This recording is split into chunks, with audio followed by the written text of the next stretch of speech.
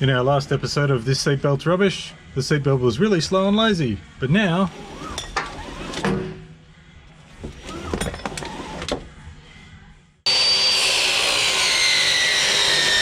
HoonTV!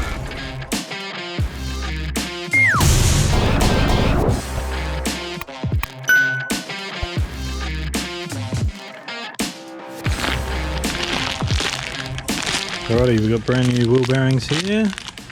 The old ones weren't too bad, but new wheel bearing kits from Burson Auto Parts. Pulled all these apart, given everything a clean out. Now, one trick for putting wheel bearings in is to get the old bearing cups and use them to push the new ones in, so you're not using hammers and chisels and crap like that. Yes, that is your biggest fan. Alright, so if you can see that properly, we'll just get under the light here. I'll basically just get them and put a cut through the old one, that way it gives it allow to compress so you can push in the new bearings. You don't need to use chisels or punches or anything horrible like that. You can either go it across or on an angle, doesn't really matter. Still going to compress either way, but yeah, that way you can just use the old bearing cups to smack the new ones in. You don't have to damage the new ones. Just get pressed in quite nicely. So.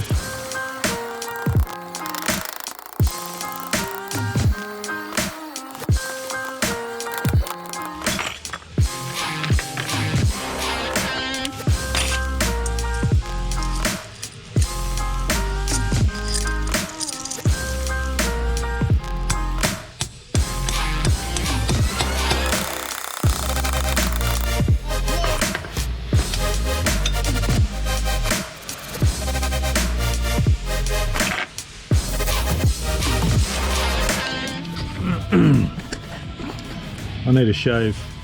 Alright, this is a bearing packer from Burson. Comes with a lid on it, like that. And what this does is you fill it up with grease and bearing goes in there, fill it up with grease, squish it down and it fills the bearing up.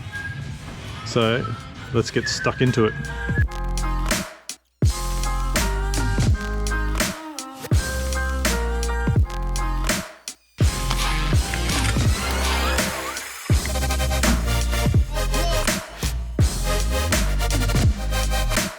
Got two quick things. I've got some other tyres here, decided to go for muddies as well. Decided, you know, wanted a bit more of an aggressive look on the car, plus the Yokohama muddies are going to be just as good as the all-terrains and massive life. These are a 35 instead of 37, so these will be able to be completely 100% legal on the car once it's all engineered. Also, I'm holding a bottle of brake fluid because all the brake calipers are all sitting on the car now. There's no disc rotors on it on the back, just because I've got the hubs off, so I'm going to fill up the brake system and just suction bleed the fluid through, so it's got fluid in there. So once the rear discs are on it and we can just get into pressure bleeding, and it should have enough fluid and the bleeding will start and happen pretty quickly. So let's stick this in there and I'll get on to some other jobs. That's overfilled because it's going to get sucked down pretty quickly, so let's get the suction happening and then keep topping it up.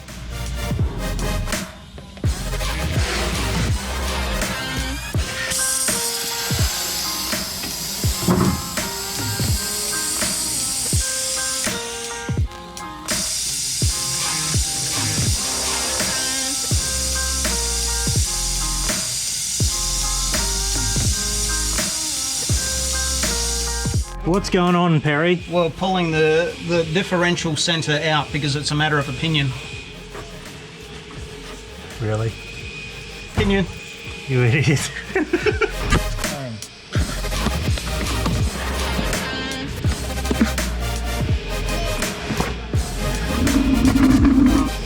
And she's out. Alright, what's going on here?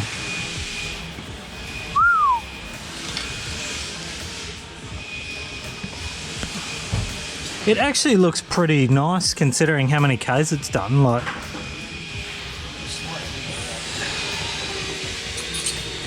let me get right down in there.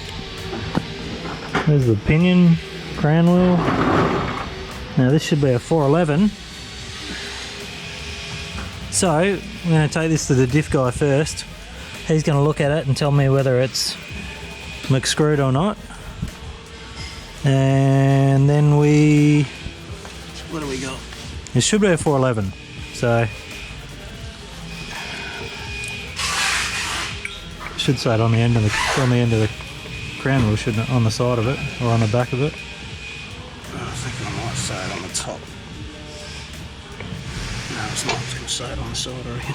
Around on the back of the gear, yeah.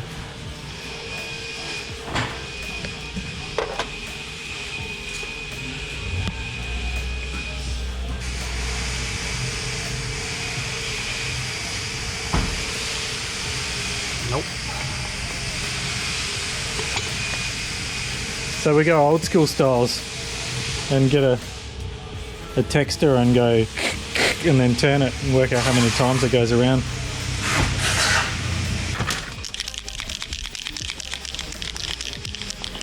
Hey Perry, this one's worth a shot. It is. Yeah. Depends if it works. Oh, look at that. It does. Look at that. Oh, I'll have to mark that as well. So mathematically, if this is a 411, it should turn around 4 and a little bit times. Yep. So there we go. So 1, and that's 4 rotations of the 2, pinion. 3,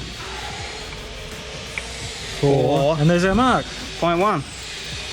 411s. Woo, woohoo! Burnout gears, yay! Burnout gears. Yay! It has got markings on the coast side of things, which is on the back edge.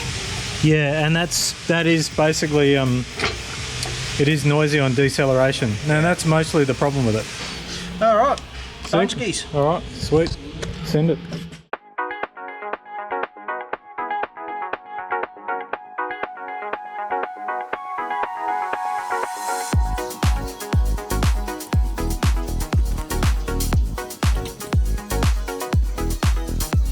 Sweet.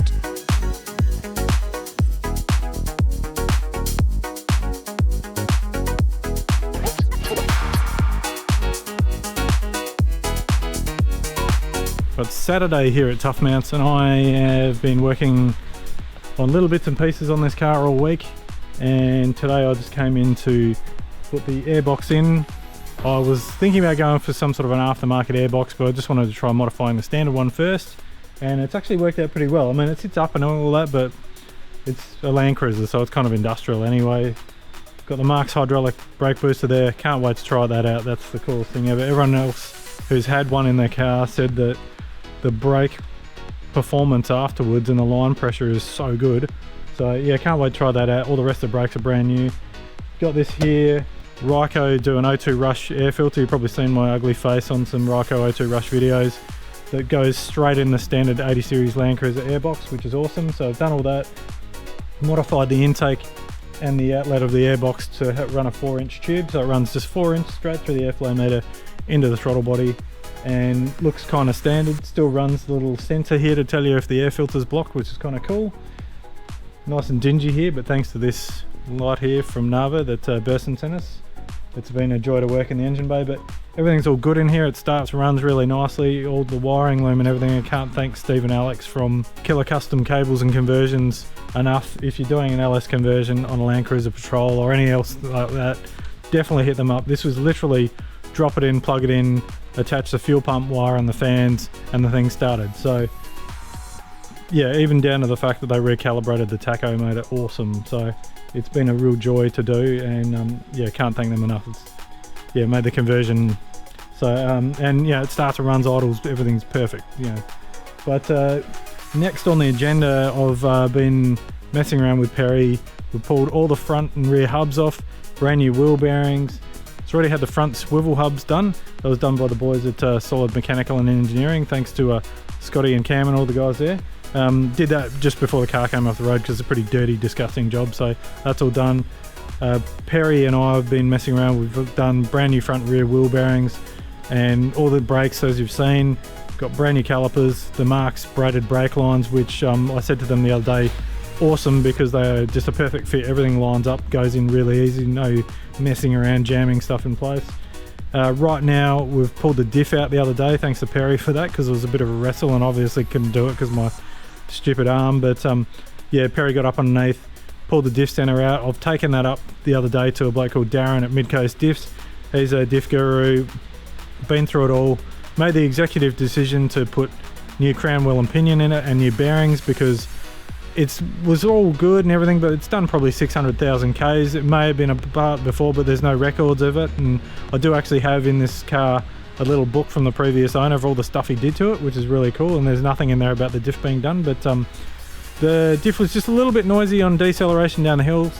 And when I gave it to him, we looked at it, and the front flange was a little bit loose on the splines, and the nut was coming loose and stuff like that. It was not dangerous, but just the point where it was just getting old and worn. So all that's getting replaced and new, and just happened to accidentally order a Harrop E-locker for it as well. So putting that in, that'll make it nice if decided to take it off road, which, yeah, it'll probably do a little bit of full driving, but this is going to be my cool tow rig and stuff like that, and get thrown full of camera gear. But other than that, it's all coming together quite nicely. Got Dan from Dan Track coming in next week to do all the air conditioning pipes and stuff like that. He's a guru, he's got all the crimping tools, that sort of thing. Everything else is plumbed up, nothing's leaking, everything works. And once we get to the point where the car is drivable and can move around, it'll be going on a truck straight up to advanced headers. And Ryan, the boys there, have concocted some ideas about what sort of cool exhaust system we can put on the car. It's obviously got to be all legal and meet emissions and stuff like that, so it's not going to sound like a drag car at the moment does, which is kind of cool. Might be pulling the exhaust system off if it ever goes to Summer Nats, but for the street it'll just have a nice deep low burble and be legal. But yeah, I really honestly can't wait to drive this car because it's been my baby for 10 years now, and I would have been happy to keep driving it standard because they're just such a great old bus. Anyone who's own an 80 series understands. Anyone who hasn't, sucked into you because you haven't owned one. I mean that in the nicest possible way. They are just a great old car, and old now because they're over 25 years old for the earlier ones. And yeah, if you are looking for a project, definitely consider them because they're still not that expensive to buy. I noticed Sam from Built Not Bought just grabbed one. Looking forward to seeing what he's doing. And yeah, there's just 80 projects popping up everywhere. Even Shauno from Full Drive Action, a guy who I used to work with now, he's a big massive superstar on the internet and stuff like that. He's got one. Yeah, they're just popular, and I mean the fact that I've gone and welded the doors up at least makes it a little bit different to all the other 80s out there, but it's just still another 80 series Landcruiser, and they are a great car. So if you're looking for a project in a full drive, I highly recommend one. See you in the next video. Totally forgot what I was going to say next there, so I'll save that for next time.